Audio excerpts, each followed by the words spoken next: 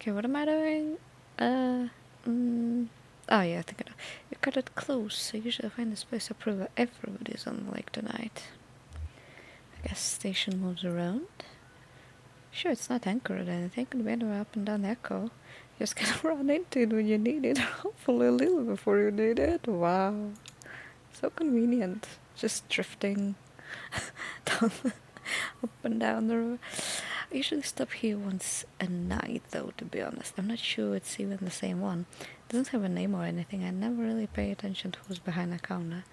Anyway, it's nice to see you two. Most of my regular passengers must have gotten held up elsewhere in their journey tonight. It's that storm, I think. Look at him go. That kid has a lot of energy. It's got to be the past his bedtime or something, right? You don't have any of your own? I mean, no, I guess not. I just realized you two come through here so often. We chat about all kinds of stuff, but I never thought to ask about family. We're all the family we need. That's sweet. So how about that storm upstairs? Did you two get caught in it? I heard it's kind of roamed around uncertain. I'm sure we'll hear about it tomorrow. Flooding, property damage.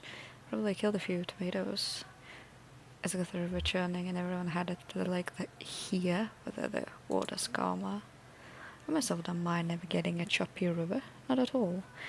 I've got a good feel for it. Plus, it's better for fungal growth. High water consumes the cave moths, and their wet wings clump together into these little balls of nutrient-dense mushroom food, jammed by current here and then between the rocks. You have never seen a mushroom glow like on a soggy cave moth carcass. Ew. Amazing. If I could get a day off, Val and I would be out there all day tomorrow to harvest. I mean it. They'll be ready by tomorrow. A mushroom will grow just as fast as you can pump water into it. Hey, are you two headed out this way tomorrow? Maybe I could send Val ashore with you for a few hours. She's got a remarkable nose for mushrooms. You won't even need to know what to look for. Put a bag around her neck and she'll just bring them back to you. Oh, I should have figured. Seems you two are always on the move. It does seem that way. So, I should get back aboard. No rush. I just want to brew some tea before we get underway. Headed into the station? For the old man's give it a look. Sure, don't want him falling asleep on you. Nah, he'll be alright. Seems like the type who can hold his liquor. Seems like he has a little experience, I mean. Hey, while you're in there, could you remind the gas station attendant this fuel is on my tab? Charge to the mucky mammoth. Oh, and Will wanted a scratch ticket, thanks. I think I'll just switch to like for a bit, ma'am. Who's that cute doggy?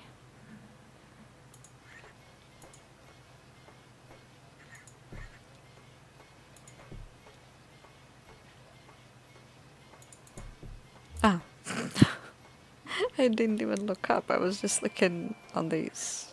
Okay. Johnny and Val. Was that right? I bet you would.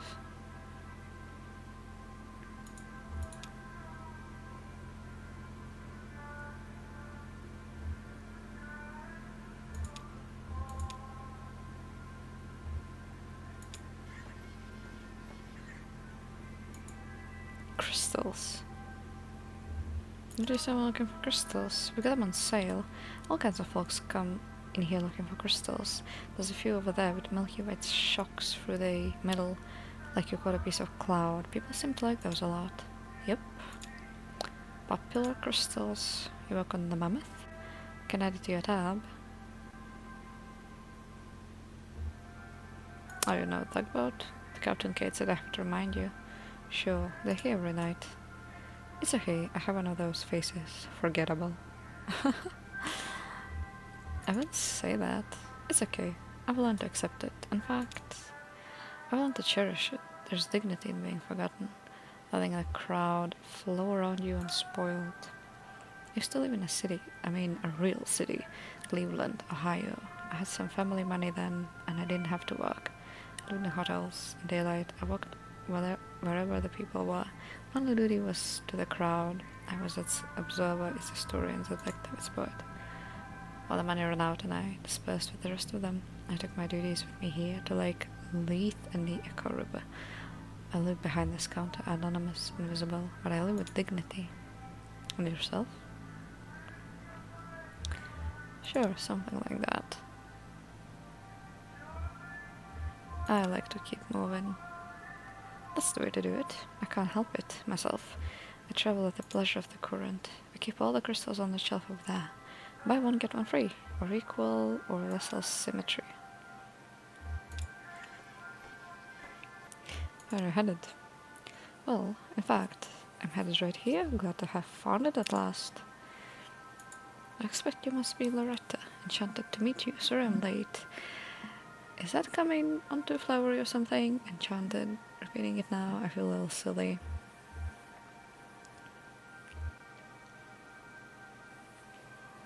Pretty old-fashioned. Is that kind of gallery it is? Guess I don't know. But now I'm double embarrassed. You picked a funny place to meet. I'm probably right about that. I guess I thought it'd be like neutral territory. And they both live on a river. It's not very romantic though, is it? I met Loretta on the computer.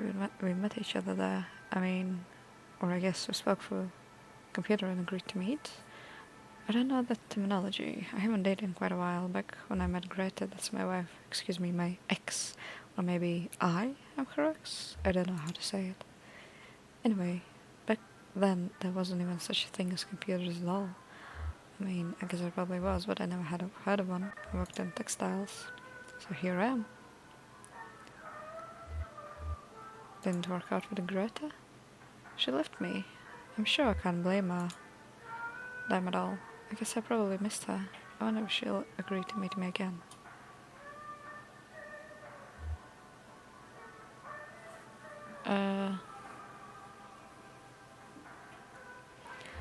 Sure she'll understand if the weather or not. Nice of you to say so. Well, I guess I'll head on back. Hey, supposing Loretta doesn't want to see me after all. I am out of your league. I won't argue with that. Actually, I wanted to ask you for some advice. I had to type up a sort of autobiography for the computer date, and I spent a lot of time on it, but I only got one reply, and that was Loretta herself. I was happy to meet her, but supposing she's lost interest now.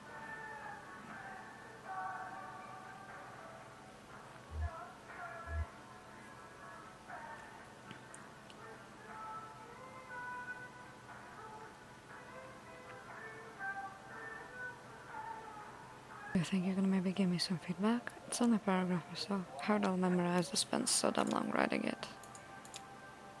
Good-natured man. I'm tired and spend most of my time sailing the Echo River. Riding currents of subterranean gas and that strange invisible wind that moans out of the small tunnels along the bank. Seeking a companion to map the river with me. I have 2 grown children, but they live far away. No goofballs. Okay, what do you think?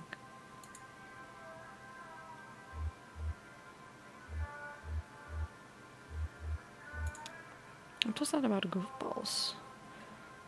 I mean, like, serious inquiries only. Worried about people wasting your time? Oh no, I've got nothing but time.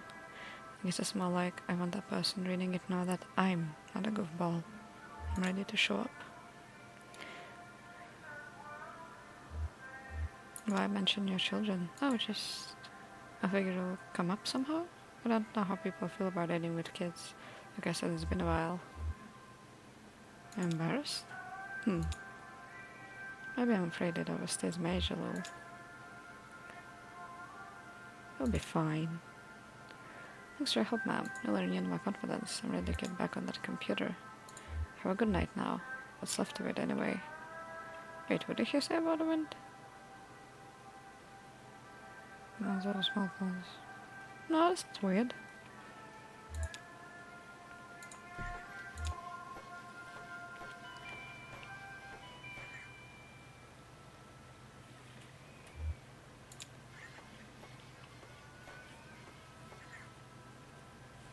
What's that? It's Crystal. I bought it for you.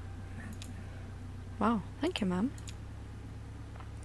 Hey, could you hold on to it for a minute? I'm going to look around inside. Wish me luck. Good luck.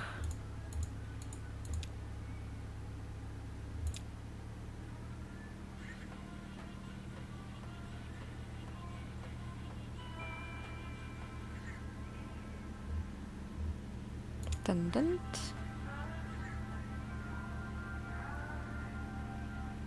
Hey man, how's your night? Quiet? Where are you headed? Just following Junebug. She was in here a minute ago. Oh yeah, I had a feeling you two might be traveling together. I never travel, but I do love travelers. That's what I like about this chap. Travelers come to me. Meet some interesting people. I wouldn't say I meet them, but I do sell them gas. Well, let me know if I can help you find anything.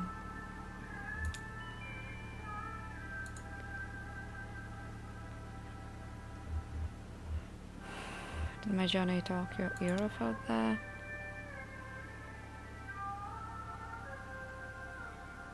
Then he's even got me talking to dogs now. I think I can see why he does it. You're a good listener, Wall. There's a pretty song in the background.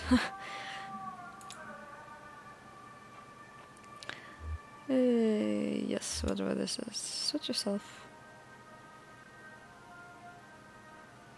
I'm just so excited about it. I can't help it. Every time I step onto that boat alone, I think this could be the very last time. And then every time I come ashore, back among people, I think solemnly, glory, it is good to be among friends. Helps to keep things in perspective, I guess. It's a ritual of remembrance for me tonight, particularly so. It's my birthday. I'm 5 years old. Do you know why I say that? I'm gonna tell you. 5 years and some days ago, I set out on the Echo River alone, or so I thought at the time. I was looking for an ice floe. They're occasionally rumored to travel a humble journey on their way from who knows where to who knows where. Who knows why? It's a mystery. Now into the journey, my lantern gave out. Now, I always carry 3 or 4 spares. You'll never catch me in the dark again. Lesson learned, buddy.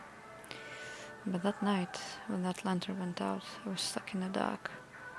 I kept my arm extended, running my fingers along the cave wall, trying to keep my bearing as best I could, at least make sure I wasn't going in circles. I just prayed I'd find another traveler who knew his way back to the lake or above ground, or even just a crack in the rock to get a glimpse of moonlight. I had a large bag of apples with me. It was a long while, maybe a day. I was getting weak, so I took my hand down from up to the bag open, well, vanished back out. Cave wall in the morning, and I was slowly unmoored, buddy, totally adrift. It was so dark. I started counting time in apples eaten. I drifted in despair for 4 apples, and I schemed and planned and dreamed for 2 apples. Finally, I came to accept my fate, lost at sea, and this phase, I think, would have continued indefinitely had I not come down to that very last damn apple. Picture me feeling around an empty bag, certain that somehow there was another one of these fist-sized chunks of life-giving fruit, already softened by the time, probably an appetizing brown. Nope, that was it. Just as I was about to bite into my last meal, I felt a tickle on my upper lip. It hatched. Right then. Couldn't have been a moment later I would have eaten it. My last apple was infested by a damn fruit fly maggot. Well, that should have been the end of it. I should have eaten that apple and that fly while I was at it, and put an end to our little food chain suicide pact, but I waited, out of mercy. After all, this fly was basically a newborn child, right? A gross insect child, but still a child, right? Born into darkness and famine, hungry and alone. I mean, can you imagine that? No other flies out there on the boat. And never would be. No other flies to welcome him into the world. I mean, no fly culture, no fly society, no fly history. A true orphan. I started to get depressed just thinking about it all. Worked out a thick tear. I'm not ashamed to say. Well, that fly landed on my cheek, right under my left eye, right on that salty teardrop, and then blinding glory, his ass lit up like a candle. That wasn't a fly, buddy. That was a damn lightning bug. So that's how come I'm here today with you folks, only because I found my way out of that strange river cave by the dim lit tray of some awful insect hatched out of my last rotten apple. Glory, it's good to be among friends. Okay, dude.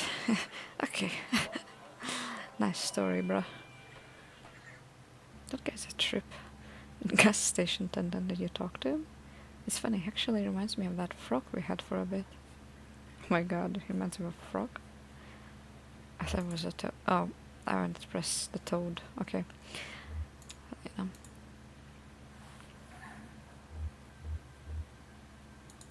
And then, I mean, oh yeah, I can see that too. Aloof. But strangely chatty. Maybe I should pick up another one? A frog or a cat or an iguana or something. Feeling lonely, Cricket? Not exactly. Not like that guy in a gas station. That guy lets the world wash over him, static like a rock. But you and me both together. I mean, we're always moving, always changing. I think it's because we feel safe with each other, you know, free. We can try stuff out, change our clothes, swap pots around. Pots around? Huh? Just play. I'm not lonely, just curious. With another person to play with. What else could we be?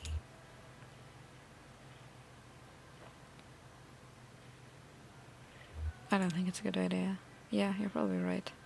Why mess with a good thing? Oh, that's Kate. Time to hit the road. River, I mean.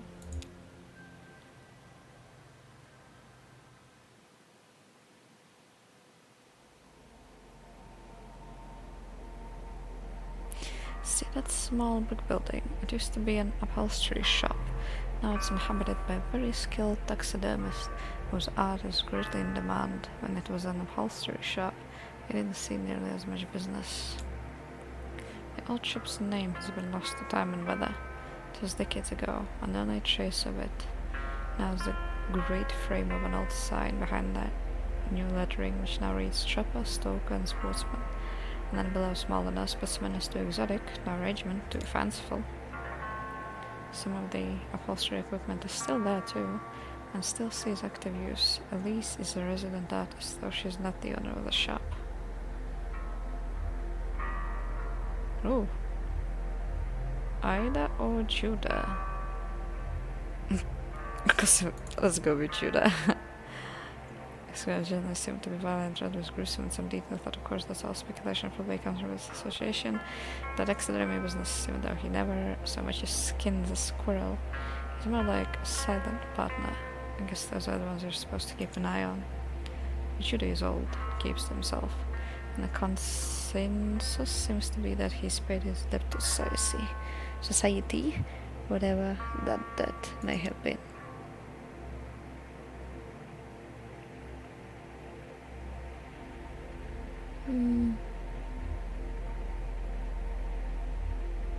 Room colony.